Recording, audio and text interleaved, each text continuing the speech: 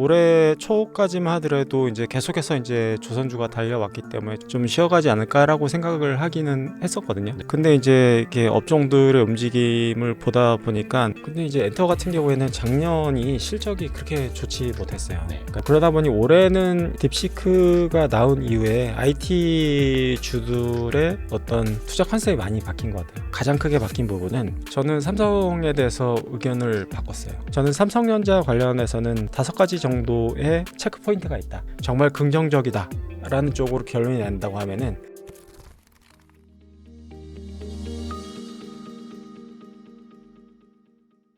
격월 이건규 시간 2025년 처음입니다. 그렇죠? 네, 맞습니다. 저희가 12월에 했었고 네. 2월. 네. 목은 좀 괜찮으세요?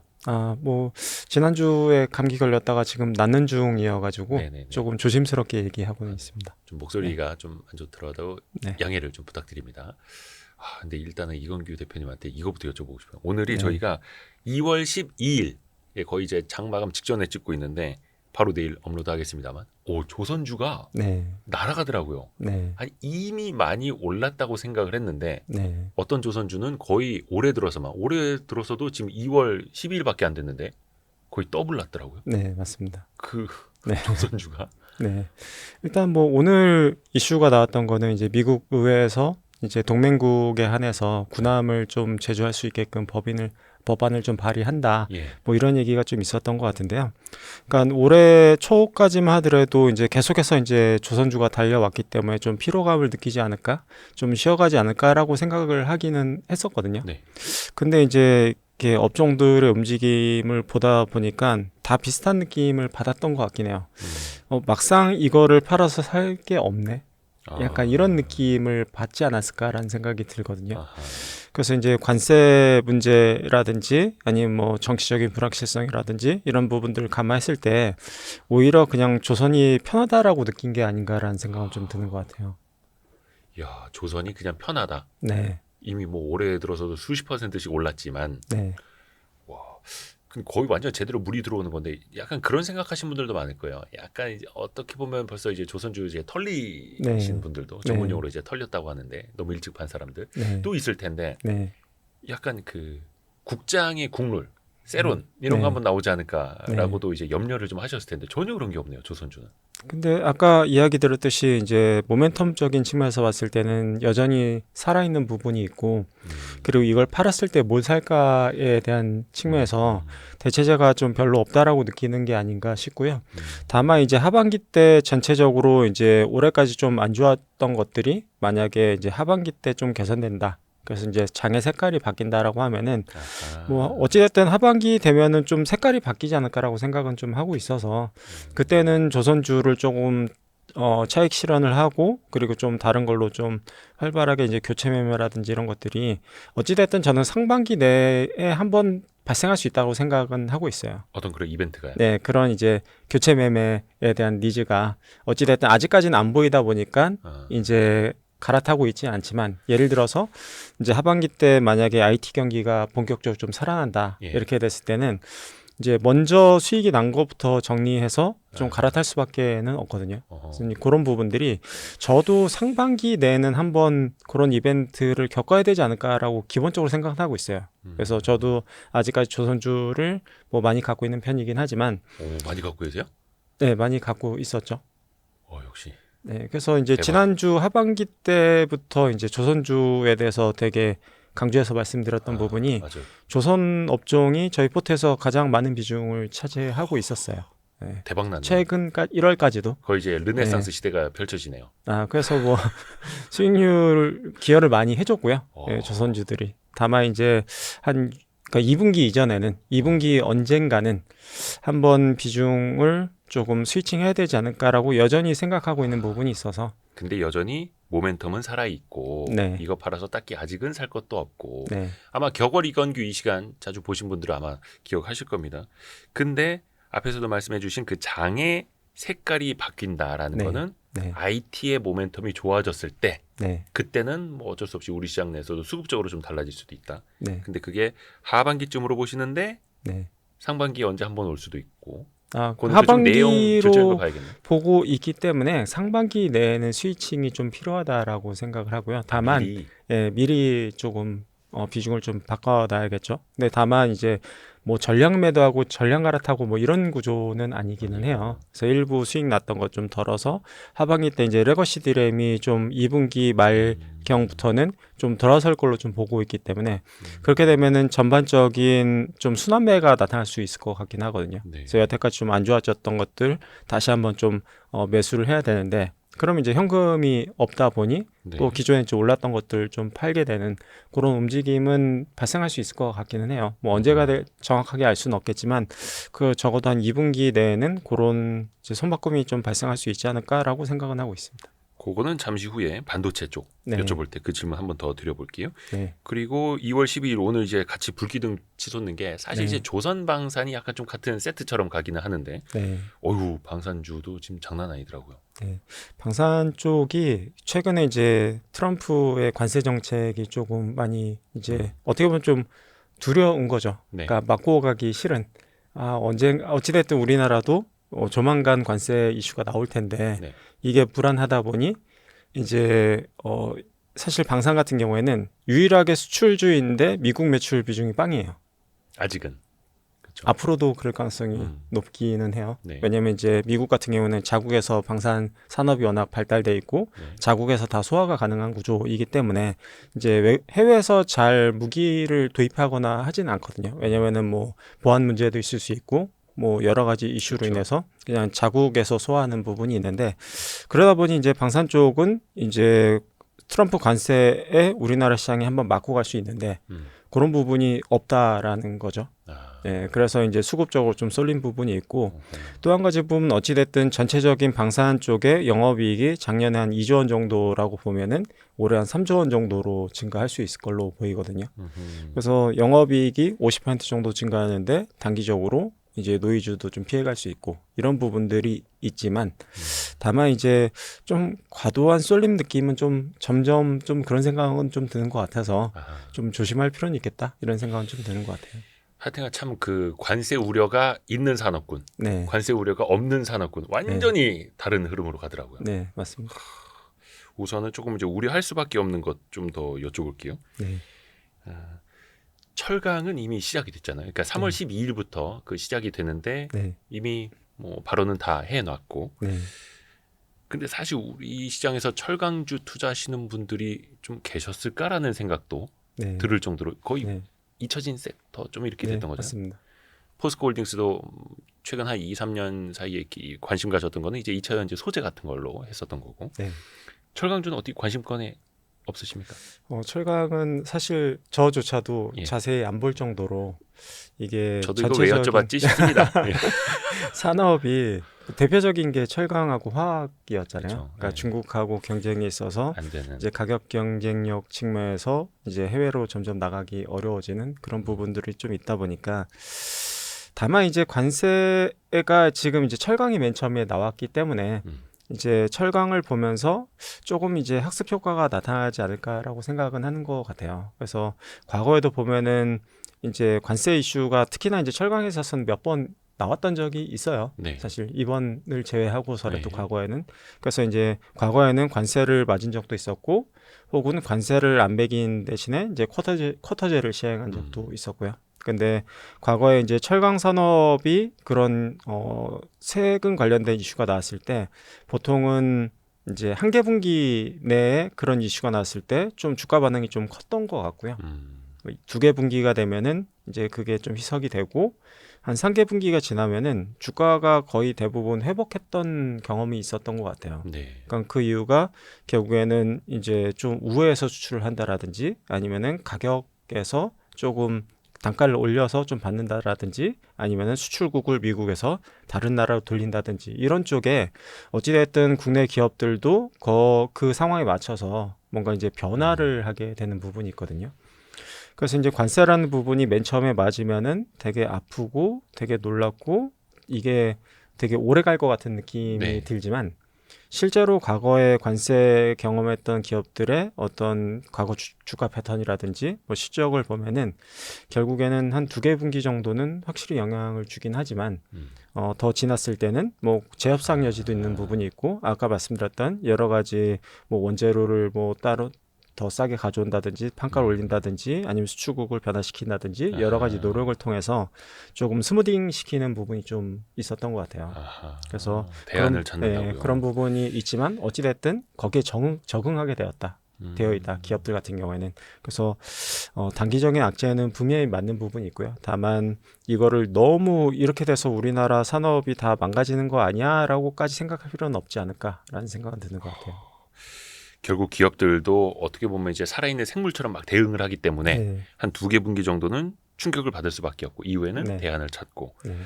근데 이제 당장 북미권에 이제 진출한 공장들 갖고 있는 기업들 많지 않습니까? 네. 대표적으로 이제 자동차, 네. 뭐 2차 전지, 가전제품 네. 기업들도 그렇고 거기 공통적으로 이제 철강 제품이 또 들어가고 네. 그리고 거기도 뭐라고 해야 될까? 좀 이제 수입 단가, 원재료 비용이 또 올라갈 수밖에 없는 거잖아요. 네. 그 맞습니다. 영향은 또 어떻게 보세요? 근데 이제 미국에 그러니까 이 부분이 되게 어느 누구도 명확하게 이거는 몇 퍼센트 이제 영향을 주고 몇 퍼센트 이익이 줄어들고 이게 얼마까지 지속될 수 있고 이 부분을 명확하게 얘기할 수는 없어요. 이제 각 사업 그러니까 회사마다 다 이제 사업 구조도 다 다르고 그리고 이제 미치는 영향도 다 다르다라고 보면 될 것 같은데요. 근데 이제 다만 예를 들어서 이제 자동차 같은 경우에는 이제 현대 기아차 같은 경우에는 미국 현지 생산 부분이 한 50% 정도가 돼요. 네. 그래서 전체 매출액에서 이제 미국 매출액이 25% 정도가 되고요. 거기서 절반 정도는 또 미국 현지 생산을 하거든요. 네. 그러면 이제 전체적으로 미칠 수 있는 영향은 전체 매출액의 뭐 한 13% 정도? 네. 라고 봐야 되는 부분이 있는데 그 부분을 얼마만큼 슬기롭게 극복할지 부분은 그러니까 시간이 지나봐야지 그러니까 표면적으로 드러나는 것 같아요. 그래서 이제 알 수 없는 부분이 있다라는 기본 전제를 깔아야 될 것 같고요. 네. 다만 아까 말씀드렸듯이 이게 뭐 엄청나게 영향을 줄 것 같지만 전체적으로 발라봤을 때는 뭐 현대기아차의 전체 매출액이 4분의 1 정도가 미국이고 그 중에서 절반 정도는 또 이제 미국에서 생산하고 이런 식으로 좀 뭔가 디테일하게 찾아보다 보면은 그래도 뭔가 좀 희석되는 요소들이 좀 존재한다 이렇게 보면 될 것 같고요. 그리고 이제 또 한 가지 생각할 수 있는 부분은 이 관세라는 부분이 그러니까 우리나라만 맞느냐, 우리나라 기업한테만 영향을 주냐라고 생각을 하면은 또 그렇진 않다라는 부분이 있어요. 네. 뭐냐면은 예를 들어서 멕시코나 캐나다가 먼저 맞았지만 그게 끝나는 게 아니라 결국 우리나라도 맞고 베트남도 맞고 중국도 맞고 다 맞다 보면은 어찌됐든 우리만 맞는 게 아니라 다 똑같이 다 똑같이 맞는 똑같은 거죠. 조건. 다 똑같이 맞게 되는 거죠. 그렇게 또 되면은 미국 기업들도 뭐 캐나다나 멕시코에도 그쵸? 공장이 있고. 이제 미국에만 현지 공장이 있는 것도 아니고 예를 들어서 뭐 극단적인 경우에는 의류 ODM 사업 같은 경우에는 미국은 의류 생산 기지가 없어요. 그렇죠. 뭐 어차피 맞아야 돼요. 그러다 보니까 그 영향력이라고 하는 부분이 조금 같이 맞으면 그래도 좀 낫다. 그러니까 우리만 원가가 올라가는 것도 아니고 이제 우리만 나빠지는 것도 아니고 이제 다 같이 안 좋아지는 구조라고 하면은 결국에는 거기에 대한 영향은 사실 미국 소비자가 그러니까 판가 인상을 통해서 조금 좀 오히려 조금 희생해야 되는 부분도 좀 존재하지 않나라는 생각이 들어서 학교 다닐 때 약간 비슷한 거 그런 거 아닙니까? 나만 맞으면 내가 제일 속상하고 아픈데 네, 우리만 아프죠. 애들 뭐 네. 한 40명 다 같이 맞으면 네. 괜찮은. 네. 그리고 이제 내가 상대적으로 좀 덜 맞은 것 같으면 좀 기분 좋고 약간 선생님 팔 아프실 때, 네. 살살 때릴 때. 그러게요. 근데 이게 참 언제 또 얼마만큼 어떻게 때릴지를 또 알 수가 없는 그렇죠. 불확실성 측면이 있다 보니까 그게 제일 괴로운 거죠. 일단 네. 투자 심리는 야 관세 저기 무풍지대는 어디야? 네. 그래서 지금 미국에 수출 하나도 안 하는 방산. 네. 그러네요. 또 조선 같은 경우에도 군함 같은 경우에 이제 미국 연안에서 만든다고 할 때 뭐 당연히 네. 그건 미국 내에서 만드는 거니까. 네. 야, 그리고 이제 이제 조선 같은 경우에는 뭐 그런 생각도 좀 있는 것 같아요. 그러니까 이제 어차피 서울 수밖에 없는데 예. 그게 이제 미국 산업하고 미국 조선 산업하고 실질적인 경쟁 관계에 있는 거는 아니잖아요. 그래서 관세적인 측면에서도 뭔가 페이버가 있지 않을까? 뭐 그런 기대감도 좀 있는 것 같고요. 거기에서 필요한 원재료를 네. 도입을 왜냐면 해야 이제 되는데 미국이 꼭 필요한 입장이고 그리고 이제 미국 조선 산업을 살려야 되는 입장도 현실적으로 아닌 부분이 있고 뭐 그런 부분들 감안해서 관세가 이제 결정되지 않을까라고 하는 기대감도 좀 묻어 있지 않나 이제 이런 생각 드는 것 오늘 같아요. 또 이제 미국의 정책이 어떻게 나오는지 또 네. 구체적으로 조금 더 볼 필요는 있어 보이고요. 그래서 약간 또 염려가 드는 게 이제 전반적인 우리나라의 제조업 하면 거의 수출주인데 네. 전반적인 어떤 제조업과 수출주의 밸류에이션 하락으로 네. 나타나지 않을까라는 네. 염려도 좀 있거든요. 네. 그거는 저는 그 영향은 좀 적지 않나라고 보고 있는데요. 네. 지금 뭐 관세 때문에 이제 원가 경쟁력이 좀 훼손된 부분이 있을 수도 있는데 저는 더 큰 담론을 얘기하자면 결국에는 중국과의 제조업 경쟁력에서 우리나라가 이겨낼 수 있느냐가 조금 더 이제 수출 기업의 좀 더 본질적인 부분 내지는 더 아하. 중요한 요소라고 생각을 하거든요. 근데 이제 미국이 이제 다른 나라의 세계 각국의 관세 전쟁을 벌이고 있지만 특히나 이제 중국 같은 경우에는 관세를 이미 부과하고 있었고 거기에 네. 이제 10% 추가 관세를 매긴 부분이 있잖아요. 네. 그래서 중국 견제라는 부분은 여전히 살아있는 부분이 있고 그리고 그 견제 하에서 우리나라가 상대적인 우위를 갖고 있을 수 있는 업종은 계속해서 이제 실적도 좋았고 주가도 좋았던 부분이 있는데 그런 본질적인 부분에 대한 변화는 세금으로 인해서 이제 없어진다라고 생각하지는 않거든요. 그래서 결국에는 중국과의 본질적인 어떤 경쟁력에 있어서 좀 우위에 있을 수 있는 업체 그리고 중국을 미국이 눌렀을 때 그거를 대체해서 중국 대신에 우리나라가 좀 대체할 수 있는 업종들 이런 것들은 여전히 뭐 상대적인 경쟁 우위에 있지 않나라고 보고 있습니다. 그러면 그게 어떤 게 될까? 예를 들어서 뭐 철강화학 대표적으로 우리가 네. 중국 때문에 많이 이제 뒤처지고 있는 것들이고 네. 최근에는 IT 측면에서도 많이 이제 부딪히고 있는데 사실 네.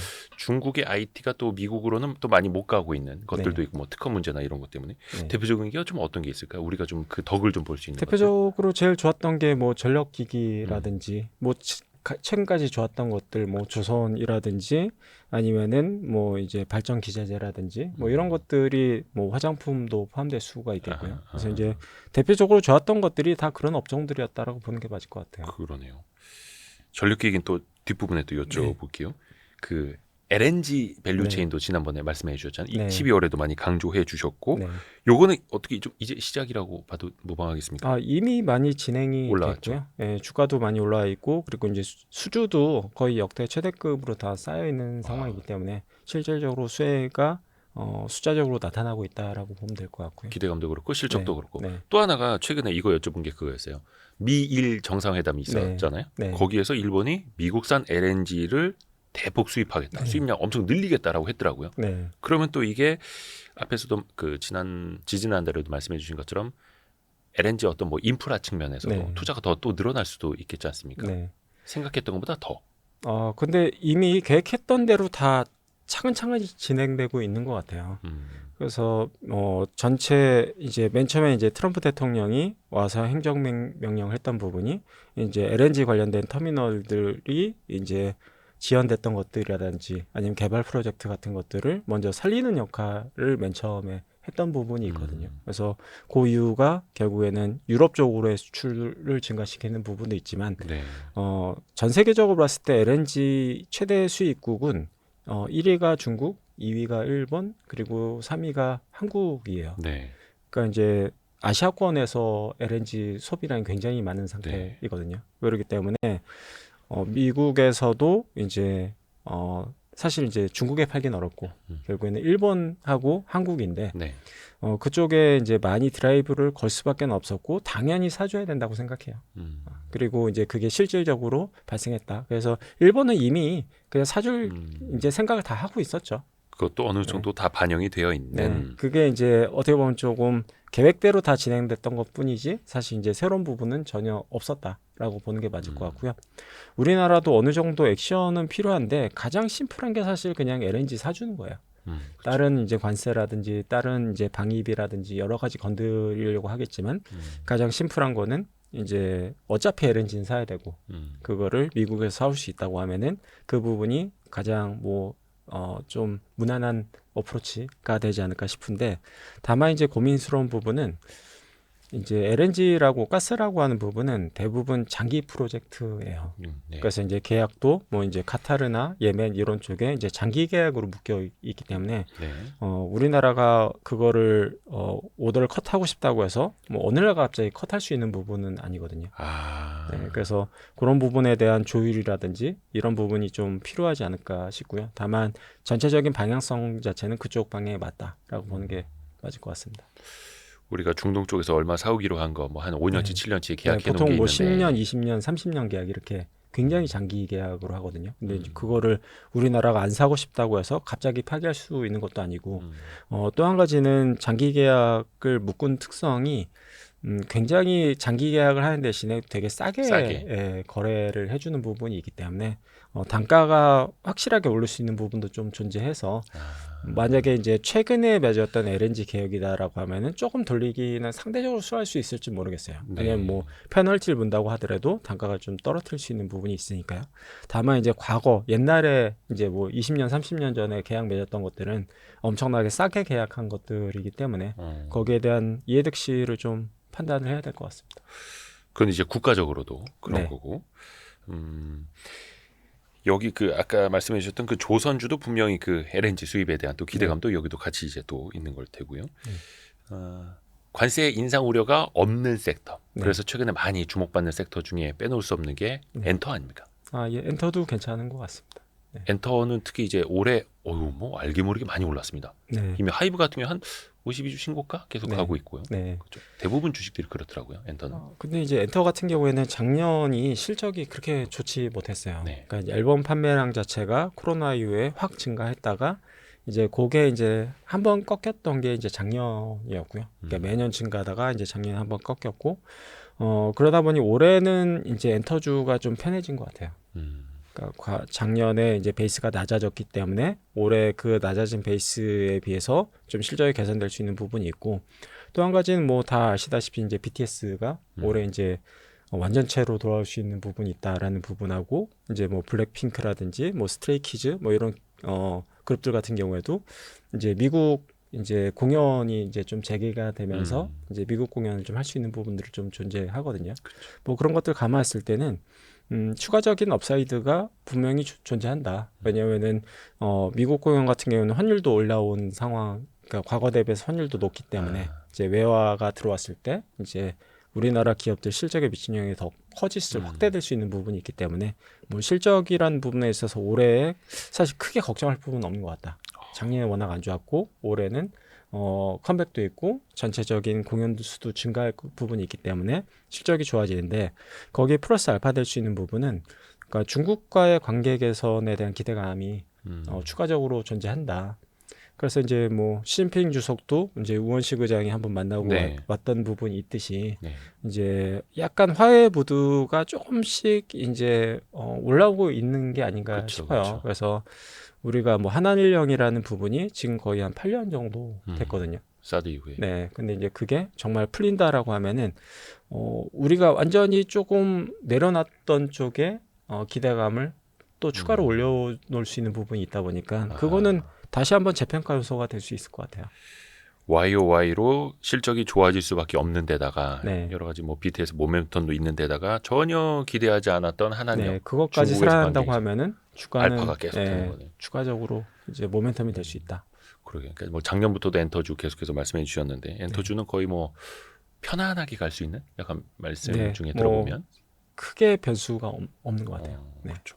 뭐 예를 들어서 BTS가 이제 말뚝 박겠다라고 하지만 네, 그럴 가능성은 없죠. 네.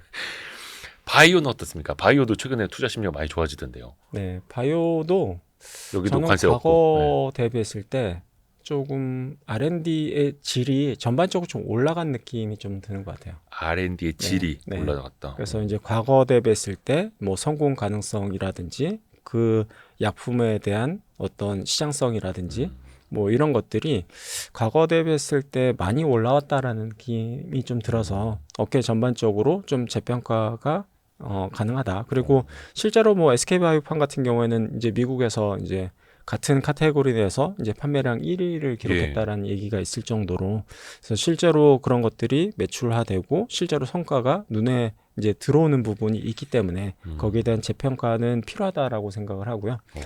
다만 이제 몇 개 기업 같은 경우에는 어떤 이런 기대감들이 좀 과도하게 평가되는 부분은 몇 개 기업들은 좀 보이는 것 같아요. 그러니까 이제 로열티율에 대한 어떤 그런 가정이라든지 이런 것들이 너무 공격적으로 반영이 되면서 좀 기대감이 너무 좀 많이 반영되지 않았나라고 생각되는 기업들이 몇 개 있어서 그건 종목별로. 네, 그래서 이제 종목별로는 조금 좀 유심하게 살펴봐야 되는 부분이 있지만 그냥 업종만 전체적으로 봤을 때는 어찌됐든 과거 대비했을 때 이제 R&D에 대한 어떤 퀄리티가 확실히 좋아진 것 같다라는 생각은 드는 것 같아요. 특히 그 바이오주 볼 때는 특히 여기는 이제 자금 조달이 또 생명인 섹터이기 네. 때문에 금리도 많이 또 영향을 미쳤었잖아요. 네. 물론 이제 최근에는 미국도 금리 인하에 대한 기대감이 사실은 뭐 예전만치는 못합니다만 네. 그 자체는 어떻게 또 영향을 미치게 될까요? 금리는 막 그렇게 영향이 크진 않은 것 같아요. 예. 왜냐하면은 프로젝트만 좋으면은 시장에 돈은 유동성은 많기 때문에 돈은 얼마든지 이제 들어오는 부분이 있고요. 그리고 대부분은 프로젝트만 괜찮다고 하면은 우리가 이제 돈을 빌려서 이제 개발을 하는 게 아니라 어차피 라이센스 아웃을 통해서 이제 어떻게 보면 해외 빅파마들의 돈을 통해서 개발을 네. 하는 부분들이 많기 때문에 전체적인 뭐 금리 상황이나 이런 부분에 대한 영향력은 저는 크지 않다 이렇게 보이는 것 같고요. 금리의 영향을 받을 수 있는 부분은 이제 좀 수익성이 조금 담보되어 있지 않거나 네. 전반적인 재무 구조가 안 좋거나 이런 업체들에 해당되는 부분인데 그런 기업들은 약간 본질적인 기업의 경쟁력이 좀 떨어진다라는 생각이 좀 들어서 만약에 그런 업체다라고 하면은 좀 투자를 좀 피하는 게 맞지 않나라는 생각이 드는 것 같습니다. 그래서 금리를 신경 쓰기보다는 좀 개별 기업의 네. 프로젝트에 더 집중하자 이런 네. 취지로 좋습니다. 그리고 우리가 딥시크 이야기를 안 할 수가 없는데 중국의 네. 딥시크가 공개된 이후에 공교롭게도 우리나라 소프트웨어 그다음에 AI 서비스 뭐 인터넷 관련주가 좀 올랐습니다. 네. 네이버 카카오도 마찬가지고 네. 어떻게 좀 이거 본격적인 상승세로 좀 갈 수 있다고 보세요? 딥시크가 나온 이후에 IT 주들의 어떤 투자 컨셉이 많이 바뀐 것 같아요. 음, 예, 기존에는 어떻게 보면 조금 AI의 수혜를 볼 수 있는 게 SK 하이닉스 하나밖에 없었던 아하, 이제 하드웨어. 그런 부분들이 좀 있었는데 AI가 딥시크가 나오면서 좀 가장 크게 바뀐 부분은 예. 모델이 조금 경량화됐다라는 부분인 것 같아요. 그래서 이제 후발주자들도 이제는 완전히 좀 포기하고 있다가 어차피 우린 못 따라가 이렇게 생각을 하고 있다가 지금은 생각보다 개발비가 좀 낮아졌네. 할 수 있겠네 우리도. 또 한 가지는 이제 모델이 경량화되면서 이게 뭐 그 온디바이스 AI라든지 아니면 피지컬 AI라고 해가지고 이 LLM 모델을 이제 그 자동차에도 싣고 그리고 휴머노이드 로봇에도 싣고 예를 들어서 뭐 가전제품에도 탑재를 하고 네. 이런 식으로 해서 전반적인 AI가 그냥 실생활에 파고들게끔 이제 컨셉 자체가 좀 바뀐 것 같아요. 네. 그러니까 과거에는 이 모델이 굉장히 헤비하기 때문에 이거를 언제 우리가 실제로 사용할 수 있지? 라고 의문을 가졌다고 하면은 지금은 그냥 실생활에 적용이 가능하네? 그냥 이게 현실화됐네? 라는 쪽으로 생각이 많이 바뀌었고 실제로 투자라든지 실제로 소비라든지 이런 쪽이 많이 따라가고 있는 것 같아요. 그래서 그쪽에 대한 어떤 수혜가 가능한 업종들이 나타나기 시작을 했고 거기에 대한 수혜가 이제 단기간에 끝나는 게 아니라 조금 장기적으로 볼 수 있는 쪽으로 좀 바뀌고 있다라는 부분이 좀 특징적인 것 같고 가장 그 격렬하게 반응했던 게 사실은 로봇이기는 했죠. 아하. 네, 로봇주들이 뭐 엄청나게 주가가 날아갔는데 그게 현실화되고 있네라고 좀 느껴지는 것 같아요. 왜냐면 이제 개별 단가도 이제 휴머노이드 로봇을 좀 대량 생산하면서 개별 단가도 좀 떨어지고 실제로 그게 눈에 띄게 이제 성능도 개선이 되면서 이거를 실제로 공장에서 우리가 쓸 수 있겠네? 뭐 내년 정도, 그러니까 특히나 이제 올해 중순 정도 되면은 실제로 공장에서 이게 쓰이는 걸 볼 수 있겠네라는 생각이 좀 들기 시작을 한 것 같아요.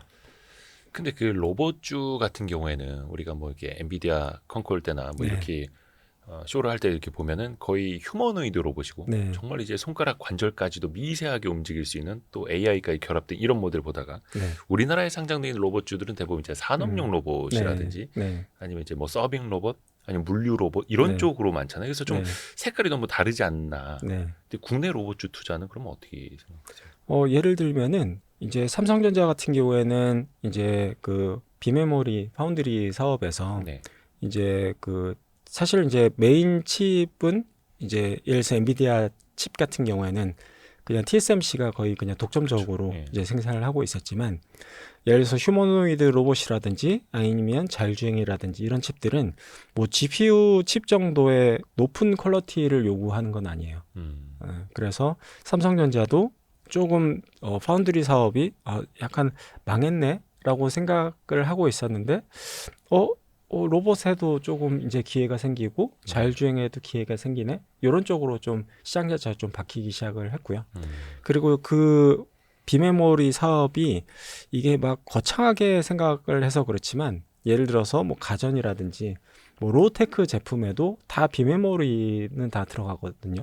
그래서 이제 그런 쪽에 이제 기회가 시장 자체가 좀 넓어질 걸로 좀 보이기 시작을 했고 거기서 조금 완전히 조금 경쟁력이 뒤처졌던 삼성전자도 좀 기회가 생기기 시작했다라는 부분에 있어서 예를 들어서 이제 비메모리 관련된 이제 설계 회사라든지 아니면은 삼성전자 이제 파운드리 사업과 관련된 이제 협력 업체라든지 이런 네. 쪽에 이제 투자할 만한 기회가 이제 생기기 시작을 한 거죠. 그렇게 하면서 조금 더 넓은 시장으로 더 네. 열어간다라는 네. 그런 측면으로 네. AI 쪽 좀 여쭤봤는데 그 네이버랑 카카오는 전략이 완전히 다르죠. 네. 네이버는 자체 개발 그리고 카카오는 최근에 이제 깜짝 놀란 게 네. 오픈 AI랑 협업. 네. 네. 그러면 이제 뭐가 좋다 그러다를 떠나서 자체 개발 엔진을 갖고 있는 회사와 네. 오픈 AI라고 하는 세계 최고 기업과 협업을 하는 회사 어디에 네. 더 그런 밸류에이션을 줘야 하는가? 이건 어떤 논리로 보는 게 좋을까요? 저는 심플하게 지금 돈을 많이 벌고 있는 회사가 투자 여력이 더 많고 예. 결국에는 승자가 될 가능성이 높다라고 이제 그냥 되게 심플하게 저는 접근하는 편이에요. 그래서 네이버가 좀 더 가능성이 있지 않나라고 그냥 막연하게 생각을 하고 있고요. 네. 그리고 이제 카카오랑 협업 이런 거는 저는 여전히 약간 의문은 가지고 있어요. 네, 왜냐면은 오픈 AI 같은 경우에도 샘 알트만 같은 경우에도 이게 정말 협업을 하려고 왔을까? 약간 저는 약간 의구심을 갖고 마케팅하러? 있어요. 그러니까 결국에는 스타게이트에 약간 뭐 펀딩을 받기 위해서 온 거 아닌가? 일단 좀 판을 벌려놓고 좀 IR을 하고 이제 내가 펀딩 그러니까 각자 생각이 좀 다른 게 아닐까?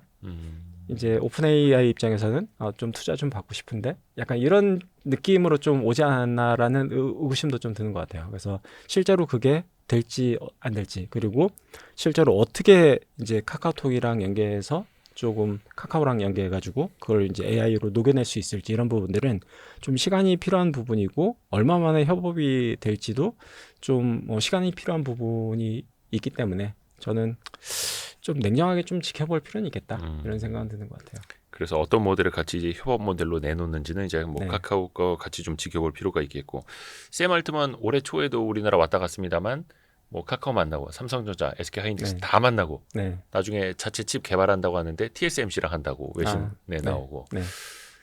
왜 만났지 싶기도 하고 조금 좀 그렇습니다. 네. 어찌됐든 뭐 발은 다 담그고 있는 게 좋으니까요.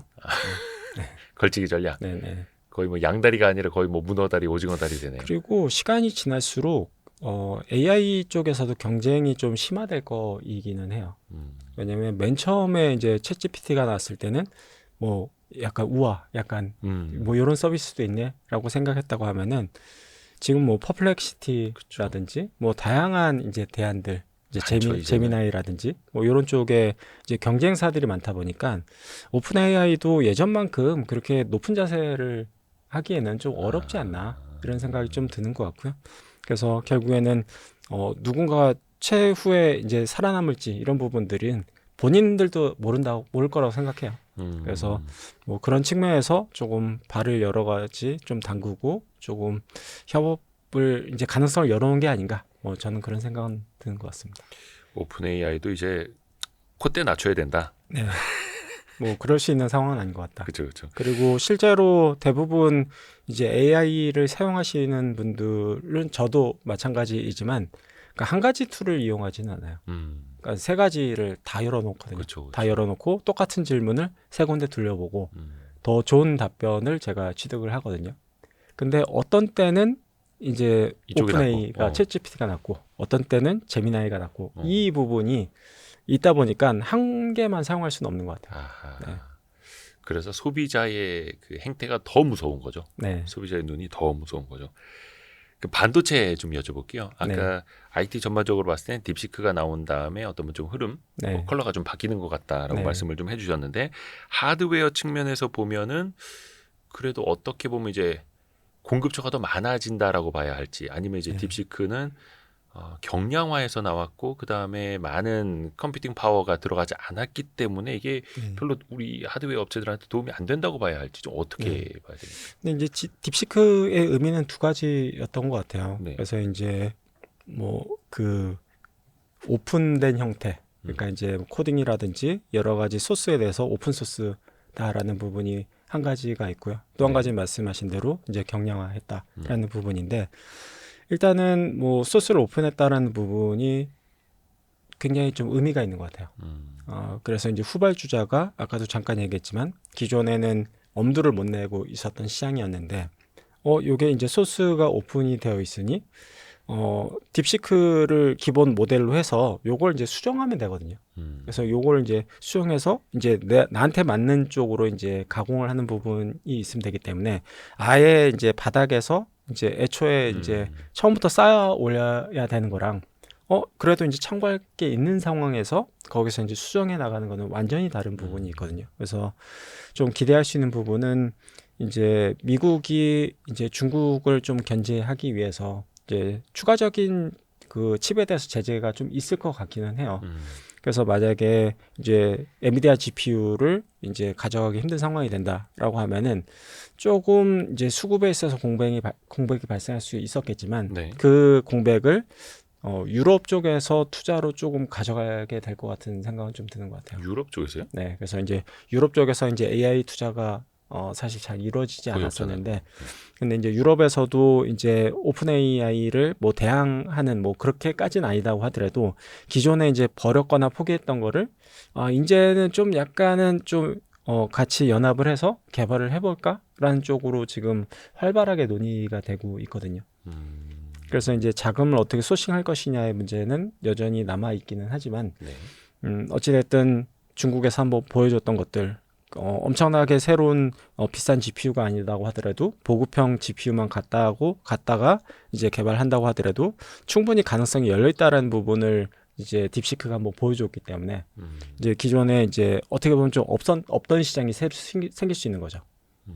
결국에는 유럽 시장이 없던 AI 시장이 좀 새로 생길 수 있는 부분이 있으니 뭐 새로운 기회가 조금 더 생길 수 있지 않을까라는 생각은 드는 것 같고요. 요게 그러면 이제 반도체 측면에서 보면 어떻게 보면 이제 고객이 더 많아질 수도 있는 그런 요인이요. 네. 그래서 이제 딥시크는 이제 두 가지 그 임플리케이션을 준 것 같아요. 이제 첫 번째는 단기적으로는 투자는 계속된다. 왜냐하면 이제 투자율성이 더 좋아진다는 것을 그냥 우리가 그러니까 확인시켜줬기 때문에 기존 업체들은 그럼 이제 좀만 투자해야지 이게 아니라 내가 선두권으로 자리 잡기 위해서는 어찌됐든 투자를 계속 이제 달릴 수밖에 없어요.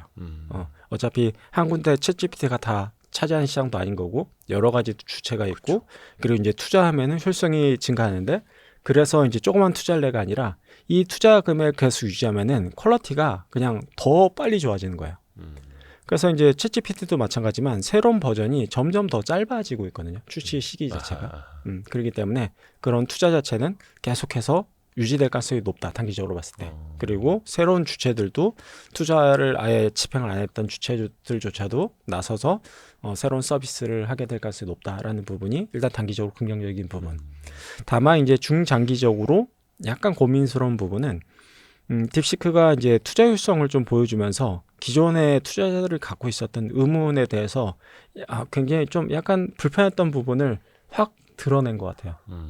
뭐냐면은 결국에는 엔비디아 칩을 좀 덜 사용하게 되는 거 아니야? 그렇죠. 라는 사실 사람들의 이제 불편한 마음을 갖고 있었는데 그 부분을 이제 좀 확인시켜 준 느낌이 있는 것 같아요. 그래서 이제 중장기적으로 봤을 때는 투자 자체가 약간 줄어들 가능성은 좀 존재하는 것 같다라는 부분이고, 그리고 이제 하이닉스에서조차도 향후 HBM 투자 계획을 조금 보수적으로 이야기하기 시작을 했어요. 그래요. 예, 그래서 이제 그런 부분들이 결국에는 좀 뭔가 좀 이상한 감을 좀 느끼고 있는 게 아닌가? 이제 그런 생각이 좀 들었기 때문에 좀 중장기적으로는 이제 딥시크가 주는 임플리케이션은 약간 시장이 생각보다 빨리 포화오거나 투자가 조금 규모가 줄어들 수 있는 위험성은 좀 더 높아진 게 맞는 것 같다. 그래서 이제 중장기적으로는 이제 하드웨어에 한해서 얘기하면은 약간 부정적인 이슈를 던져줬다. 저는 그렇게 생각을 하고 있습니다. 그거는 엔비디아뿐만 아니라 SK 하이닉스 같이 이제 전통적으로 좀 어떤 수혜를 받던 기업들에서 네. 약간 이제 미묘한 온도 차이가 나타나기 시작했다. 네. 그 그래서 정도로. 뭐 HBM 투자 규모 자체도 약간 조금 슬로우해질 수 있는 요소가 발생했다. 이렇게 봐야 될 것 같고요. 그리고 또 이제 그쪽에서는 약간이지만 또 투자 시장에서는 또 크게 받아들이지 않습니까? 네. 지난번 출연하셨을 때도 그 미국이 중국의 CXMT를 네. 블랙리스트에 올릴 가능성이 있다 이렇게 보셨고, 네. 그러면 이번에 딥시크로 인해서 중국에 대한 반도체 규제가 더 강해지지 않을까라는 네. 생각들을 또 하고 있지 않습니까? 네. 물론 근데 아직까지는 그 별로 나타나지 않더라고요. 네. 아직까지 뭐 표면적으로 나타난 부분은 없고요. 네. 다만 이제 딥시크랑 반도체랑은 뭐 약간은 별개일 수 있는 부분이 있을 것 같아요. 이제 반도체 측면에서 바라봤을 때는 이제 마이크론이라는 회사가 미국에 네. 있잖아요.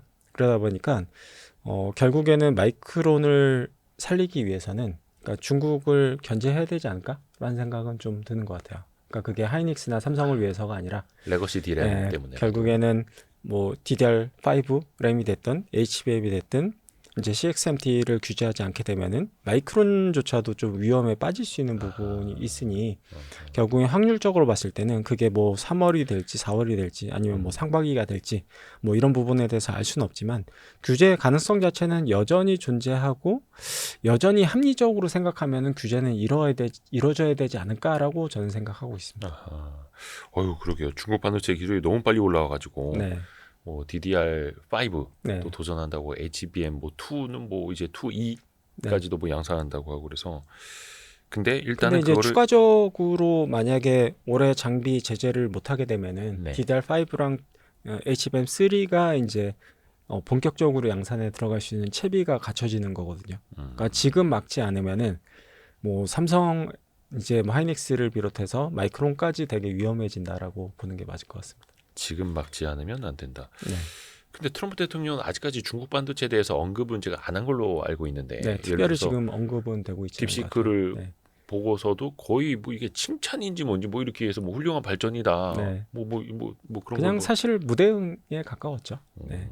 근데 지금 막지 않으면은 네. 미국 반도체 입장에서도 이거는 어려워진다. 근데 이건 그냥 개인적인 생각인데 이제 미국은 여러 회사들이 뭐 각각의 또 이제 이해관계가 있을 거고 네. 또 뭐 로비도 있을 수 있고 그럴 수 있을 것 같은데요. 네.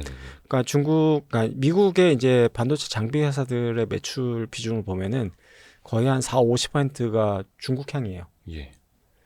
말도 안 되게 사실은 매출을 발생시켰고 아하. 이익을 내고 있어요. 아하. 근데 이제 그런 반도체 장비 업체들은 계속해서 팔고 싶을 수 있을 것 같아요. 그렇죠. 네. 왜냐면 그 회사들은 그래서 실적이 엄청 좋았었거든요. 최근 한 2년간. 그래서 뭐 그런 부분에 있어서 어떤 업체들은 좀 수혜를 볼 수 있지만 뭐 어떤 업체들 특히나 이제 반도체 장비 업체들 같은 경우에는 중국 매출액이 상당 부분 줄어들어야 되는 이슈가 발생할 수도 있거든요. 그래서 그런 쪽에 약간 눈치를 보고 있는 게 아닌가 싶고요. 미국에서도 네. 미국 정부도 다만 장기적으로 봤을 때는 중국 업체가 올라왔을 때 이제 반도체라는 부분이 어떻게 보면 최첨단에 해당되는 부분이고 뭐 이제 방산이라든지 여러 가지 기간 산업과 다 연관될 수 있는 부분이 있다 보니까 이거를 중국 반도체를 언제까지 살려둘 수 있을까? 이제 이런 생각은 좀 드는 것 같아요. 네. 근데 그게 이제 과거에는 뭐 한 5, 6년 기술 차이라고 했다면 요즘에는 뭐 전문가들이 한 2, 3년으로 좁혀졌다 이런 얘기 그렇죠. 하더라고요. 이미 많이 좁혀졌죠. 그래서 그러면은 이제 중국으로 들어가는 반도체 뭐 EUV나 어떤 특수한 완전히 하이엔드급의 네. 장비만 규제를 했다면 이제는 네. 그 중간 단계까지도 이제 규제가 만약에 넓어진다면 네. 그러면 우리나라 반도체에는 또 호재 우리나라 될수 있겠죠. 반도체에게는 상당한 호재죠. 네. 그때는 앞에서 맨 앞에서 이야기해 주셨던 어떤 장의 색깔이 바뀌는 그런 네. 계기가 될 수도 있을까요? 그걸로? 그것도 굉장히 큰 모멘텀이 될 거라고 저는 보고 있어요. 근데 이제 시장에서는 그 이야기를 많이 하지는 않거든요. 아직은. 예. 네. 그리고 뭐 그게 엄청나게 큰 이슈다라고 얘기하는 분도 그렇게 많지는 않은 것 같아요. 근데 이제 저는 그걸 엄청나게 중요하게 보고 있는 입장이어서 저는 상당한 호재다라고 바라보고 있습니다. 좋습니다. 그래서 미국이 중국에 대한 반도체 규제 그것도 이제 장비까지 뭐 예를 네. 들어서 EUV뿐만 아니라 네. DUV까지도 안 된다 막 이렇게 나오는지 네. 진짜 세정 장비까지도 안 된다 막 이런 네. 얘기 나오는지 한번 근데 이제 봐야겠습니다. 후공정 장비 같은 경우에는 중국에도 이제 장비 업체들이 많이 생겨서 그렇죠. 예, 전공정에 조금 미세화 공정 관련된 것들만 규제하면 될 것 같아요. 네. 미세와 관련된 네. 것만.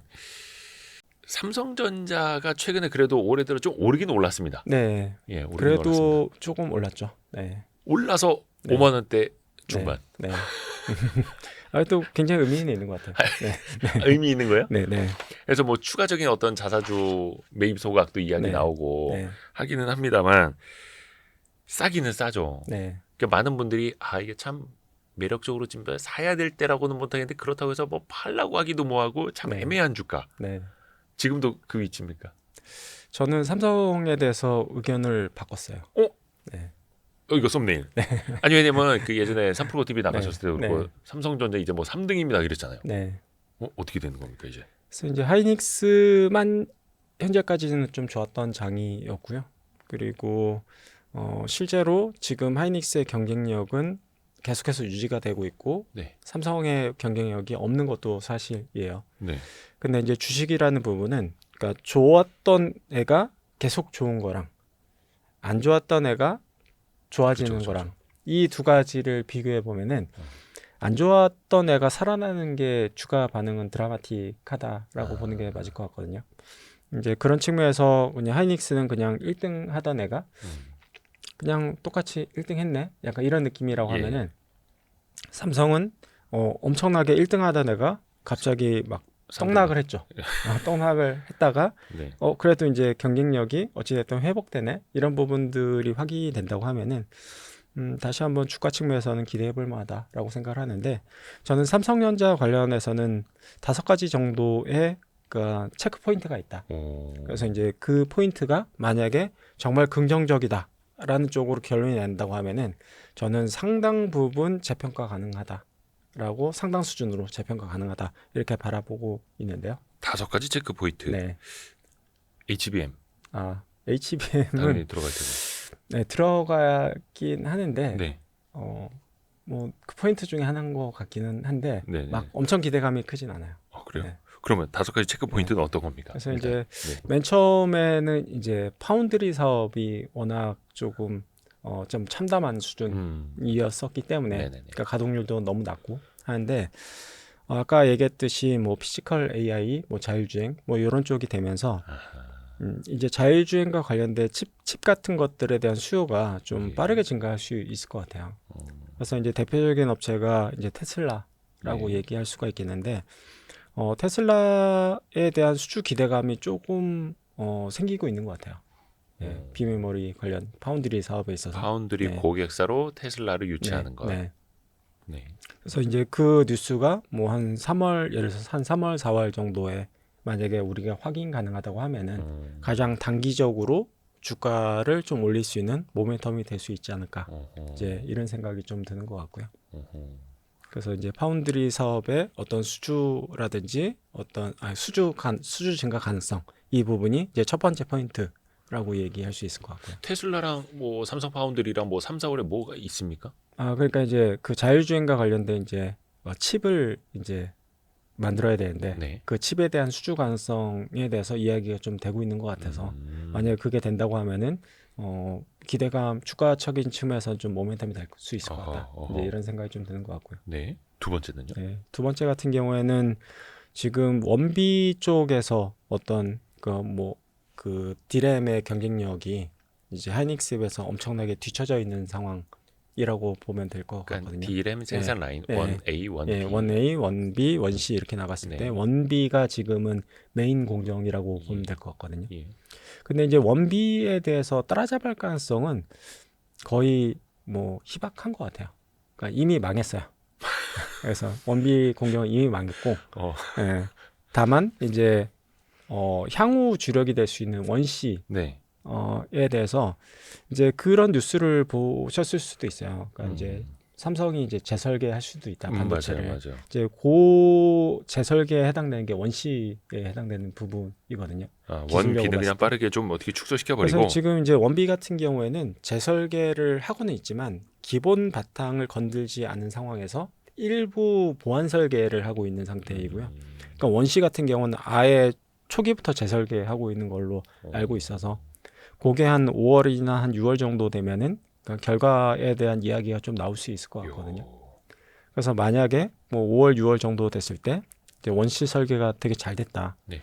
우리 분량도 많이 떨어지고 수율도 올라간다라고 얘기를 하게 되면은 다시 한번 삼성전자에 대한 반도체에 대한 경쟁력을 다시 한번 되짚어 볼 수 있는 계기가 될 수가 있기 때문에 되게 중요한 이슈가 될 것 같고요. 그리고 이제 원시 설계가 되게 중요한 게 HBM4가 또 원시 베이스로 기본 설계가 될 걸로 보이거든요. 네. 그래서 이제 원비는 망했다라고 얘기를 했지만 HBM3도 이미 망했어요. 삼성전자는. 네. 그래서 이미 그냥 되돌릴 수 없는 상황이 됐거든요. 네. 근데 이제 하이닉스 같은 경우에는 3E, 8단 그리고 지금 주력으로 삼고 있는 12단 그리고 이제 16단까지 얘기를 하지만 삼성은 16단은 우린 없다라고 얘기를 해요. 네. 그러니까 HBM3는 아예 버렸다. 이렇게 보는 게 맞을 것 같고요. 근데 HBM4에서 승부 보자. 그래서 이제 원시에서 설계가 제대로 되면은 내년에 HBM4를 만들 수 있기 때문에 그렇게 되면은 삼성전자의 디램 사업부에 대해서 좀 재평가가 가능한 부분이 있기 때문에 그걸 좀 지켜볼 필요가 있다 이렇게 생각이 들고요. 약간 이제 높이뛰기 선수가 한 네. 2m 20까지는 계속 실패하다가 네, 안 되겠다. 그냥 2m 한 40 뛰어버리자. 네, 이거 하는 거네요. 그렇죠. 그게 되는 거죠. 근데 이제 그거는 뭐 리스크는 분명히 있고 예. 이제 기존에 이제 원비도 잘 못했었는데 원시 잘할까? 약간 저는 아직까지도 그런 의문이 있기는 해요. 다만 정말 그게 얘네가 그걸 리커버했다라고 하면은 상당히 중요한 이슈가 될 수 있을 것 같아요. 그러면 세 번째가 혹시 네. HBM입니까? 두 번째가 이제 HBM도 포함되어 있는 포함되는. 거죠. 네. 근데 HBM도 이제 후공정에 네. 이것도 이제 공정을 좀 바꿔야 되는 그런 네. 이슈가 좀 있잖아요. 패키징을. 네, 그렇죠. 그것도 포함해서. 그거 다 포함되어 있는 부분이죠. 그러면은 세 번째는 뭡니까? 체크 포인트 세 번째 같은 경우에는 이제 올해 1분기, 2분기까지는 이제 레거시 디램에 대해서 업황 회복에 대한 기대감은 없어요. 근데 이제 2분기 말 정도 되면은 이제 기존의 이제 디램 캐파를 HBM으로 예를 들어서 하이닉스 같은 경우나 뭐 이제 전환 투자를 하게 되잖아요. 예. 그러면 이제 기존 캐파가 자연스럽게 줄어드는 부분이 있기 때문에 이게 뭐 레거시 디램의 수요가 막 엄청나게 증가하고 뭐 공급을 엄청나게 좋아져서 한 부분이 아니라 자연 감소분만으로 재고가 감산처럼. 줄어들고 감산 효과를 낼 수 있는 부분이 있기 때문에 2분기 말경 됐을 때는 이제 레거시 디램에 대한 업황 회복에 대한 기대감이 좀 생길 수 있을 것 같아요. 네, 그래서 만약에 레거시 디램이 회복이 되면은 기존에 이제 삼성은 HBM을 잘하고 있었던 게 아니기 때문에 그쵸. 어차피 그냥 전반적인 메인 비즈니스는 레거시 디램에 맞춰져 있었다라고 보면 되거든요. 그러면은 회복되는 폭도 뭐 상당히 좀 기대할 수 있는 부분이 좀 존재한다. 캐파도 하이닉스에 비해서 더 크고 하기 때문에 옛날처럼. 네, 맞습니다. 옛날에 그 왕좌를 그걸로 차지했듯이. 네. 네 번째는 뭡니까? 그래서 이제 네 번째 같은 경우에는 아까도 잠깐 언급했지만 예.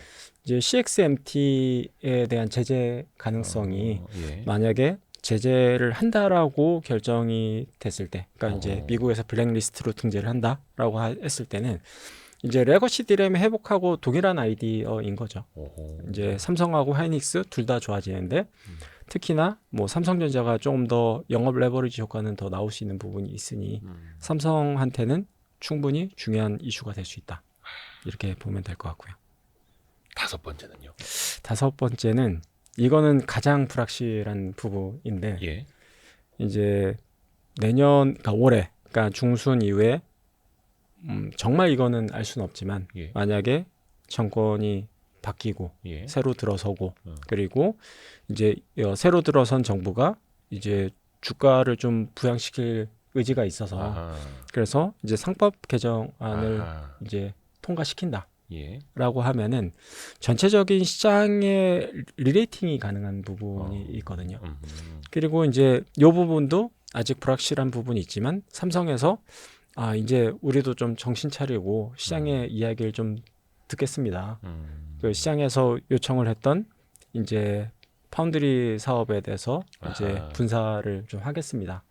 이제 우리 정신 차리고 시장의 의견을 받아들이고 다시 한번 노력하겠습니다라고 했을 때는 리레이팅 가능성이 좀 존재한다.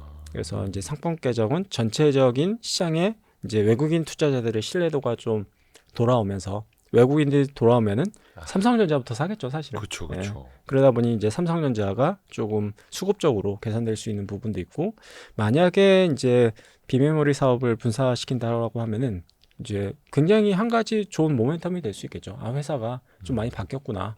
이제 투자자들도 좀 신경 쓰고 투자자들의 의견도 좀 귀 기울이고 그리고 뭔가 새롭게 뭔가 하고자 하는 의지를 드러내는구나라고 생각할 거기 때문에 다만 이제 이 다섯 번째 부분은 좀 불확실성이 가장 크죠. 그렇죠, 사실. 그렇죠, 이거는. 이제 순위로 봤을 때는. 네. 네, 다만 이 다섯 가지 스텝을 만약에 삼성이 꼬박꼬박 이제 넘는다, 보여준다면. 네, 보여준다 이렇게 됐을 때는 저는 지금 한 5만 원대 중반 주가가 한 8만 원까지도 갈 수 있지 않을까 이렇게 바라보고 있고요. 요거는 이제 그 네. 5만 원에서 5만 네. 5천 원 올라왔다고 해서 이거 이거 담배꽁초전을 바닥에 지져버려야 되나 이 고민하시는 분들에게는 네, 네. 일말의 희망이 됩니다. 네.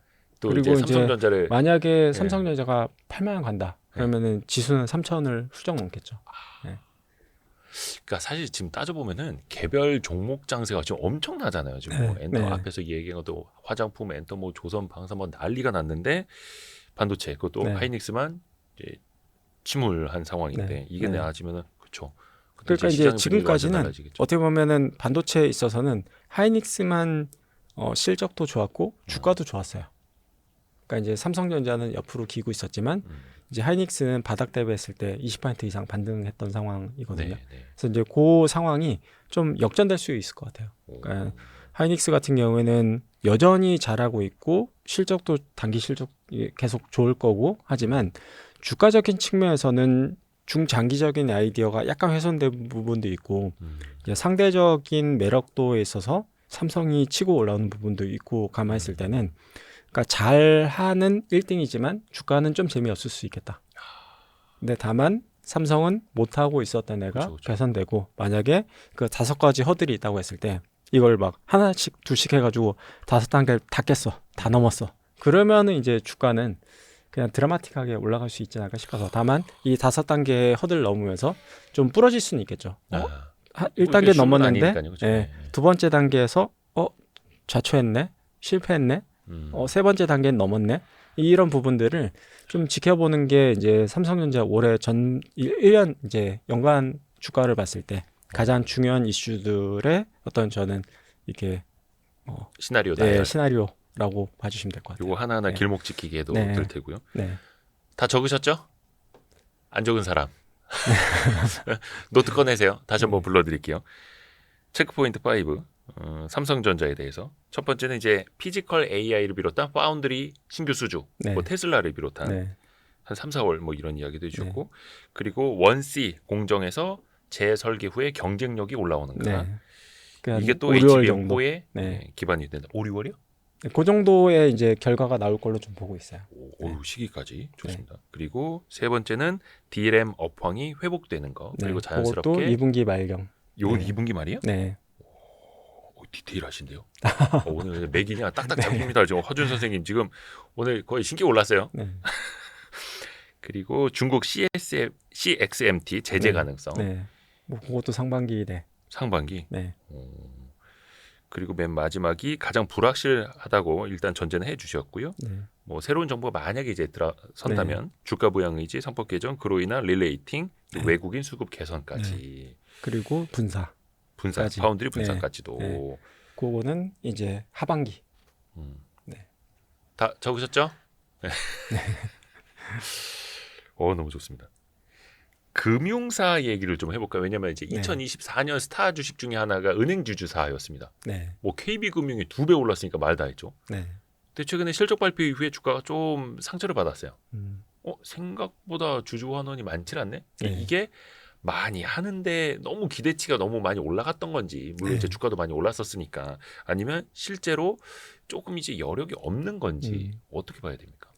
근데 이제 미세 조정은 뭐 언제든지 일어날 수 있는 부분이 있고요. 이제 네. 기존에 이제 좀 정책 자체가 좀 서프라이즈 했다 보니 이제 기대감이 너무 높아져 있었고 거기에 비해서 추가적인 서프라이즈를 못 줬네 좀 더 저는 가깝다라고 바라보고는 있고요. 네.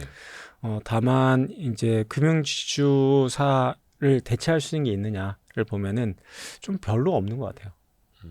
그러니까 그 정도의 어떤 자사주 매입 소각을 계속 해줄 수 있고, 그리고 이익의 안정성도 높고, 그리고 시가 배당률도 뭐 예를 들어서 한 6%뭐 이 정도까지 맞춰줄 수 있는 회사가 있나를 보면은 여전히 예를 들어서 예금금리 같은 경우는 최근에 많이 떨어졌다고 그쵸. 하더라고요. 그래서 뭐 3% 정도 수준이라고 얘기를 하면은 뭐 그거에 비해서 뭐 월등히 높은 수준의 어떤 리턴을 기대할 수 있는 부분이 있으니 예. 저는 여전히 그래도 투자할 만한 가치는 있는 것 같고 그걸 대체할 만한 대체제가 많지는 않다 보니 뭐 너무 실망할 필요는 없지 않나 정도의 생각은 드는 것 같아요.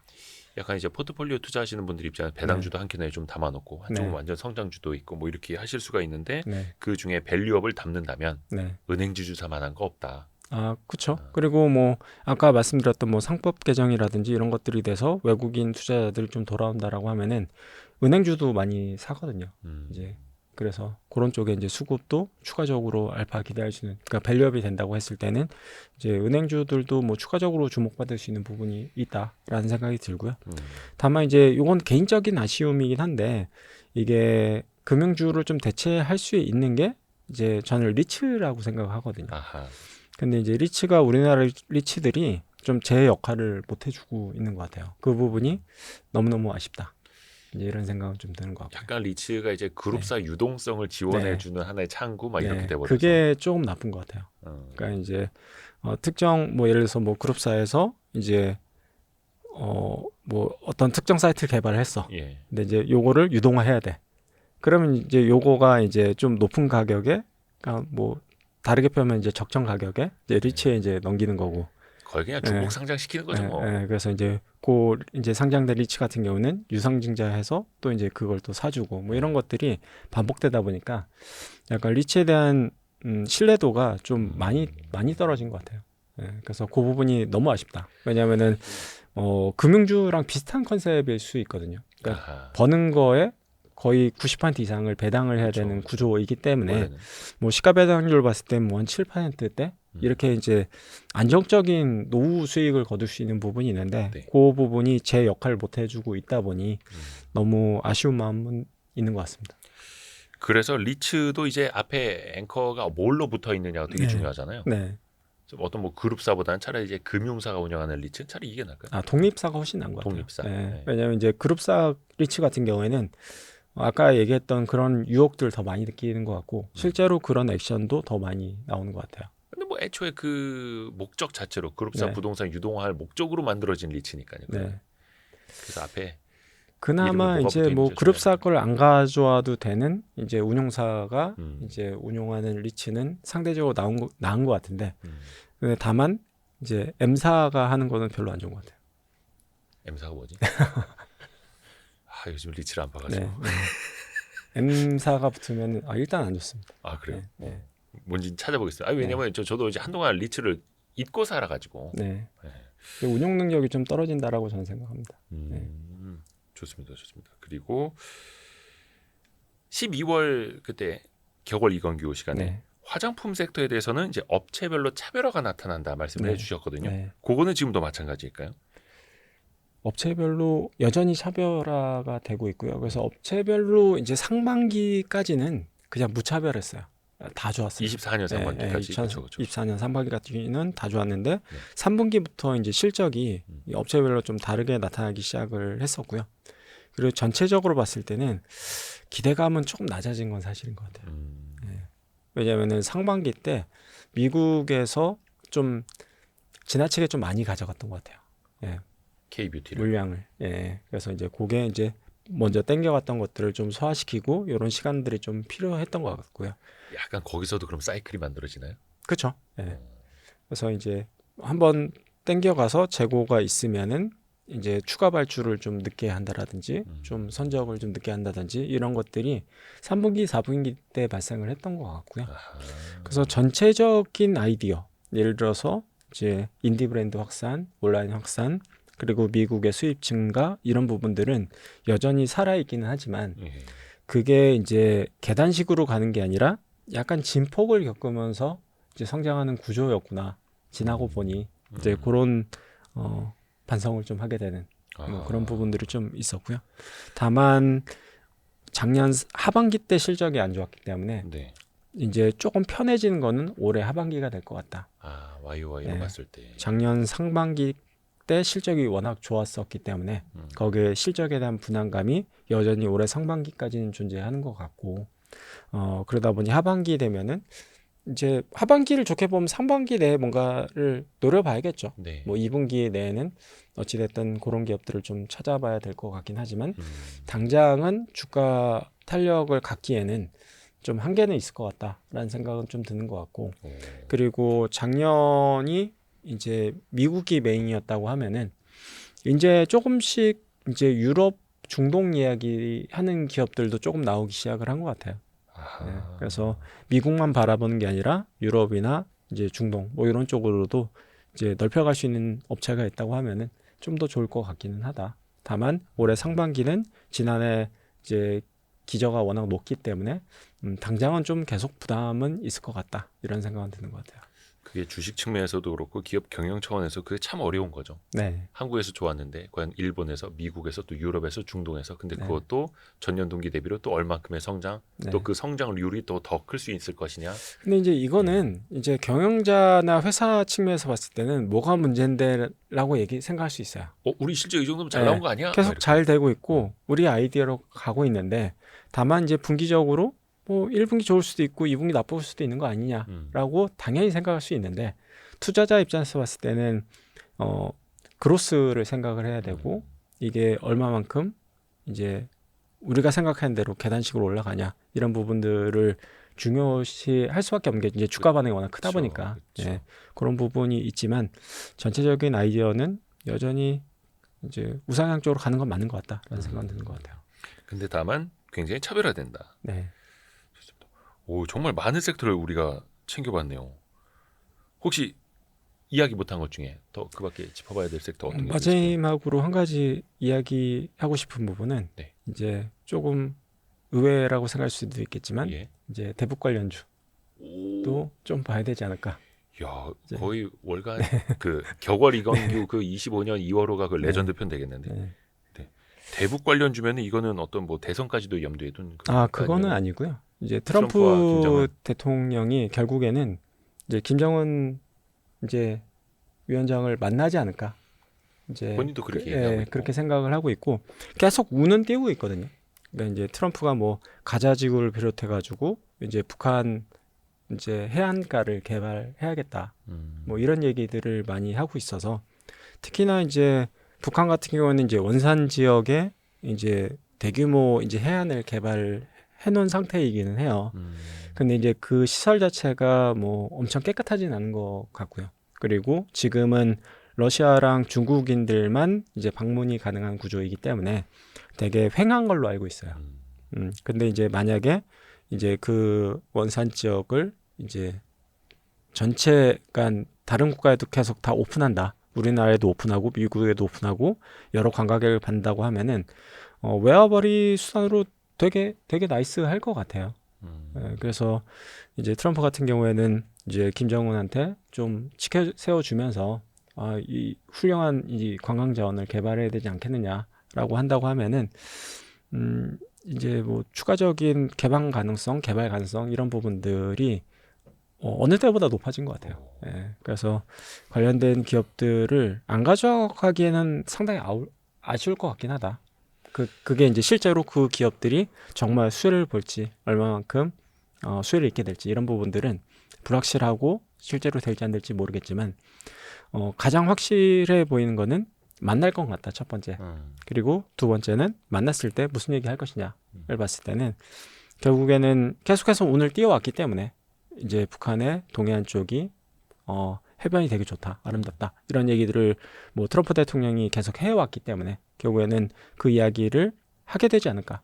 그러면은 기대감으로 이제 확실해 보이는 것들 있잖아요. 결국에는 관세를 우리나라 이제 무조건 짚고 넘어갈 거다라는 부분이 확실하듯이 북한을 만나려고 한다는 것도 저는 확실해 보이는 것 같기는 해요. 그래서 그 부분에 대해서 포트에서 이제 비워가기에는 이제 이벤트 드리븐으로 성격으로 가져가기에는 조그만 섹터로서는 괜찮지 않을까 이런 생각 드는 것 또 같아요. 얼마 전에 트럼프 대통령이 그 팔레스타인 가자 지구를 네. 중동의 리베이라처럼 만들겠다. 네. 거기다 리조트 지으면 되지 않느냐. 그렇죠. 네. 약간 되게 이제 좀 벙찌기는 색동 합니다만. 같긴 한데, 네. 근데 그렇게 어마어마한 이야기한 사람이 뭐 원산에다가 해안 개발하자는 얘기 못할까 싶기도 하고. 그거는 충분히 가능하고 현실 가능성이 저는 꽤 높다라고 보고 있어서 이 가자지구 네. 이야기 때문에 어떻게 보면 이 현실성이 더 높아졌다고 볼 수도 있네요. 네, 그럴 수 있을 것 같습니다. 근데 약간 걱정되는 건 대북 관련주는 거의 다 이게 너무 테마성 아니야? 막 이렇게 하지 않습니까? 이른바 제목이 그렇죠. 좀 안 좋고 막 이런 네. 애들 너무 많고. 네. 요거는 그럼 어떻게 발라서 봐야 되겠어요? 근데 어찌됐든 과거에 주도적인 역할을 했던 업체가 경험이 있기 때문에 결국엔 주도권을 가져가게 될 확률이 높은 건 사실인 것 같아요. 이미 어떤 네. 북한 쪽 어떤 개발 관련해서 레코드를 가진 네. 기업. 네. 그리고 이제 그 개발권이 있느냐라는 부분에서 논란이 있을 수 있긴 하지만 그래도 이제 과거에 그런 개발권을 가졌던 경험이 있는 회사 같은 경우에는 어찌됐든 우선적으로 고려가 될 수밖에 없을 것 같아요. 그러니까 이게 참 애매한 게 남북 사이가 많이 안 좋은데 뭐 앞으로는 네. 어떻게 될지 모르겠습니다만 그러면 이제 그 기업들이 미국 기업이 와서 지을 것인가? 그건 아닌 것 같고 일본 기업이 와서 지을 것인가? 아닌 것 같고 네. 모르겠네요. 중국 거기에 대해서는 기업들은 확실히 불확실성은 있어요. 예. 말씀하신 대로 어떤 업체가 언제 정말 개발에 나서고 이런 부분에 대한 불확실성은 있지만 한 가지 확실한 거는 만날 것 같고 개발에 대한 이야기가 나올 것 같고 그러면은 거기에 대한 기대감은 주가에 이제 선반영될 가능성이 높고 이런 부분에 대해서 저는 확률적으로 접근했을 때는 좀 그래도 꽤 확률이 있지 않느냐 이런 생각을 갖고 있고요. 저희도 뭐 외교 전문가들과도 뭐 대담 몇 번 이렇게 여러 번 했습니다만 뭐 북미 정상회담에 또 우리가 빠져서는 안 될 테고요. 네. 그렇죠? 예, 당연히 또 우리도 같이 해야 되는 거고. 사실 그거는 잘 모르겠습니다. 그래서 이제 북한과의 우리나라의 관계 개선은 아니고요. 그냥 미국과 이제 북한과의 어떤 딜 이제 그런 쪽으로 저는 접근을 해야 되지 않을까. 철저하게 이제 실리를 보고 네. 좋습니다. 와 오늘 2025년 2월 격월 이건규 정말 알찬 내용 많았습니다. 그 참고로 참 지난달에 저 YG 클럽 나오셔서 세미나 진행해 주셔서 너무나 감사드리고요. 예. 그 세미나는 이제 지금도 YG 클럽에서 다시 보실 수 있으니까요. 고정 댓글 확인해 주시길 바라겠습니다. 이건규 대표님이 명언을 남기셨습니다. 나는 어릴 적부터 건물주가 꿈이 아니었다. 네. 건물이 있었기 때문에. 농담이고요. 해서 세미나 내용도 들으실 수 있고요. 우리 르네상스 자산운용 이건규 대표님 증식의 허준 오늘도 맥을 잘 짚어주셨습니다. 그러면 4월 호 때 또 뵙겠습니다. 감사합니다. 네, 대표님. 감사합니다. 아유 고맙습니다. 고생했습니다. 네. 아유.